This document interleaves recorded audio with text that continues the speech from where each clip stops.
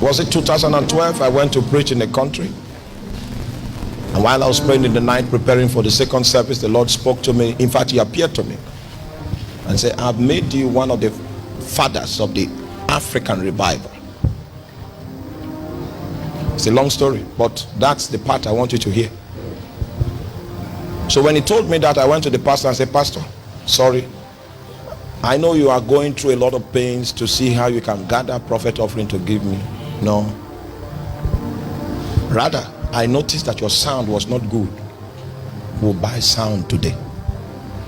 That's the way a father thinks. Their money is kwacha.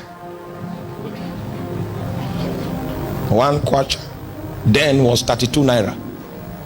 So as dead as a naira is, imagine how the kwacha feels like. Kwacha. So I gave $500. How many kwacha was it? Calculate that. $500. ST, come up with what it is. Okay. Well, it was more than 200,000 kwacha. And I gave more than everybody. In fact, probably more than the whole congregation put together. I said, all right, let's get sound. You are preaching good gospel. You need good sound to project your gospel. So I left that place without prophet offering, because God told me, I've made you one of the fathers of the African revival.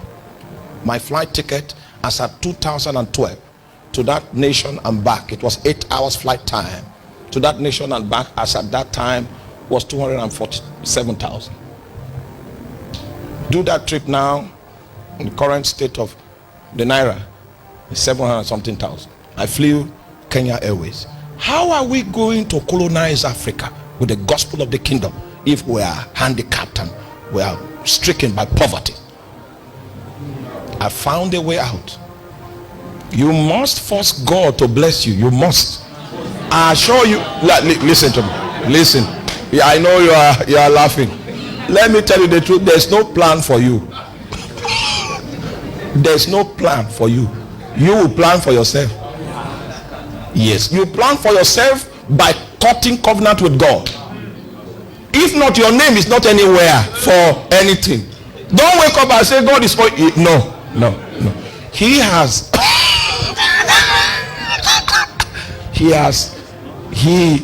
released the responsibility that will make you a custodian of financial matters. He has released it to your hand.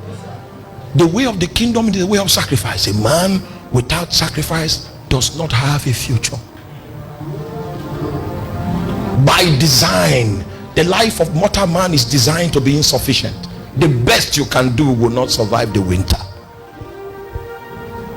And so what wise men do is that they cut covenant with God. His own supplies never come to an end. So we trade our insufficiencies so that we can get his sufficiency. That's how we survive. Over and above the economy, over and above the rule and reign of a tyrant, we survive. Because we are plugged into something that cannot die. Force God to bless you. Force it.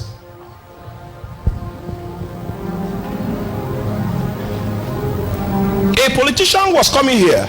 So the politician came to me and said, oh, so you're doing a great job here. Great job. Okay, how can we help out?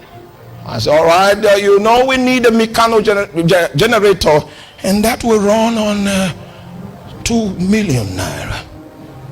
And as you can see, the temperature of Makodi is somehow on the high side.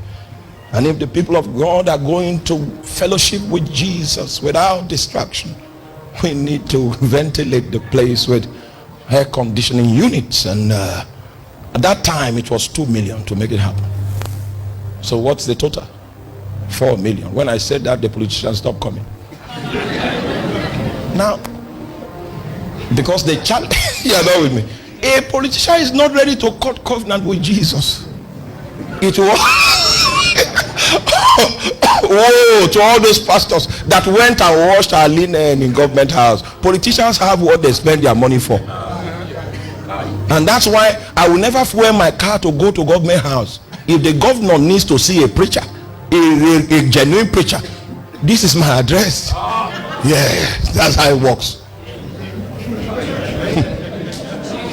Some of you might think it's pride. We are the ones that have made the gospel cheap. Custodians of blessings, they don't go around looking for men. If you spend enough time with God, it will cause your face to shine. Politician took off when he found out that the bill was what? Was 4 million. Then I took on the challenge. I said, I don't need a politician. You know what I did? I took a loan and we bought that generator. Fix this. Then I went to him and said, we fixed the air conditioner. Your people are happy. It took 7 days for him to answer. Yes, 7 days. Have you done anything because of his name before? Or have you done anything because of his people? That's the reason why you did it. Not because of anything that you stand to gain. Such is the way of the kingdom. The kingdom has advanced because our ancestors were men that served beyond self. Oh my God. Oh my God. Many of them gave their lives in order for this Bible to get to us today. We will not do less. It may not be that we'll shed blood, but in many ways we will die to see that the scriptures reach the other side of this continent. It's by sacrifice that we move it on. And when sacrifice stops, the kingdom stops advancing. So I preach to you again, force him to bless you. He touched his heart and he told me to open an account, and I opened it in Zenith Bank. So when I go preach somewhere, people say, we are blessed, can we have your account number? I give them Zenith. Before I came here, I had an alert there. I have a minimum of 3 alerts on the average in a day. These are not people I preach to. These are not people, I don't even know them. I don't know whether spirits put money there. But you know what? When that obedience, it was not that God requested it of me. I plugged him. And my name entered into the voucher. It translates in alert today. I pay people's school fees from that alert. Yes. Plenty of people's school fees. But it never goes to 80,000. Never. It's from that account my family fees. And you know, I like many people. My clan is large. We feed from that account.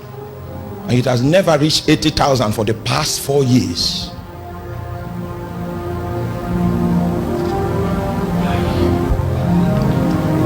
If he can trust you with it, he will make it available.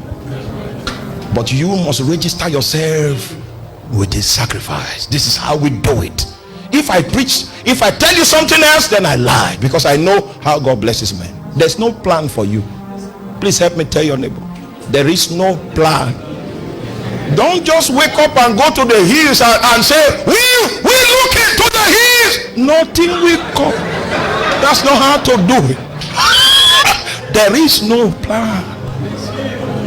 The politician left. From that day, I say there were two such days in my life that I said I will never look to man again. First was my uncle. He was in Abuja. He was the director of finance villa under Yaradua. Comes home every week with 10 million in Ghana, Moscow.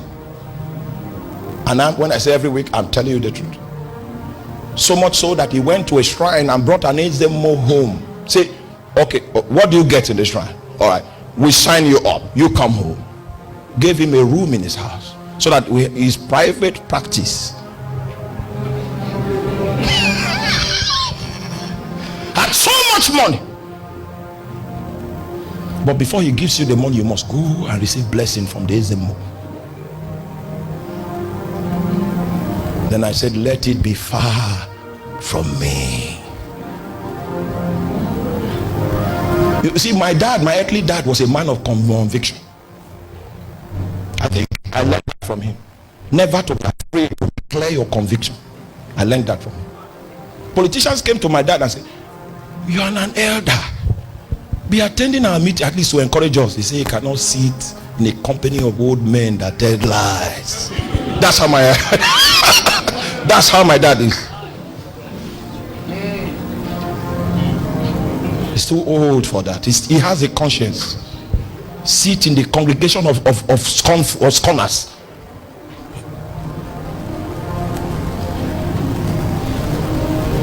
So I told him, let it be far from me. And that was the day of my trouble. The day of my trouble began. Because every other day they want to get information about me. What was the source of that boldness? Hallelujah. Oh, my only God knows how far they went because of that statement. Let it be far from me.